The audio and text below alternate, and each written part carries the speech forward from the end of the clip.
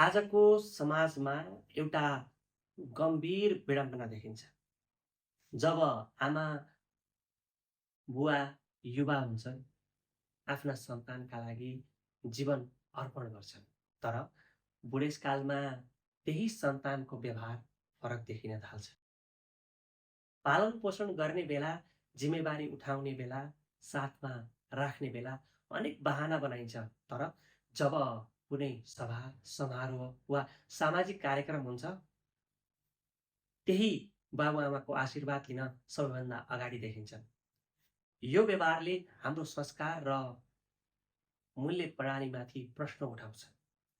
बाबुआमा केवल जन्म दिने माध्यम मात्र होइनन्, उनीहरू हाम्रो जीवनका पहिलो गुरु, मार्गदर्शक र संरक्षक हुन्।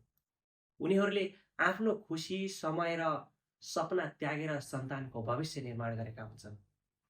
तर जब उनीहरूलाई हाम्रो साथ, माया र हेरचाहको आवश्यकता पर्छ, हामीले नै दूरी बनाउनु अत्यन्त दुःखद कुरा हो। आशीर्वाद केवल शब्द होइन, त्यो त सेवा, सम्मान र समर्पणबाट प्राप्त हुने दिव्य शक्ति हो। हामीले बुझ्नुपर्ने कुरा के हो भने बाबुआमाको आशीर्वाद केवल कुनै समारोहमा टाउको निहुर्याएर लिने वस्तु होइन।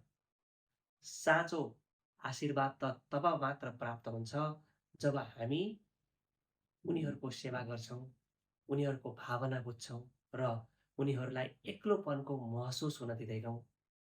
उनीहरूसँग बसेर दुई शब्द बोल्ने, सँगै खाना खाने, सानो सहयोग गर्ने, यी कुराले उनीहरूको मनमा सन्तोष दिन्छ र त्यो सन्तोष नै हाम्रो लागि सबैभन्दा ठुलो आशीर्वाद बन्छ।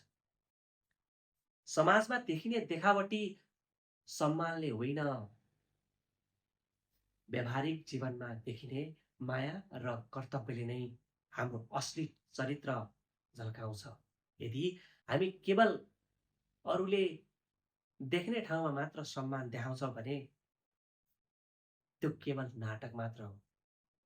साँचो धर्म त त्यही हो जहाँ न कुनै स्वार्थ बिना सेवा गरिन्छ, त्यो नै साँचो धर्म हो।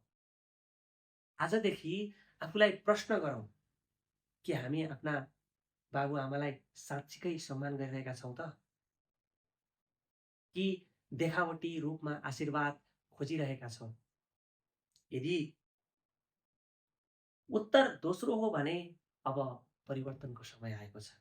किनकि जीवनको सबैभन्दा ठुलो पुण्य भनेकै आफ्ना बाबुआमाको सेवा गर्नु हो र सबैभन्दा ठुलो आशीर्वाद पनि त्यहीबाट प्राप्त हुन्छ। हरे कृष्ण।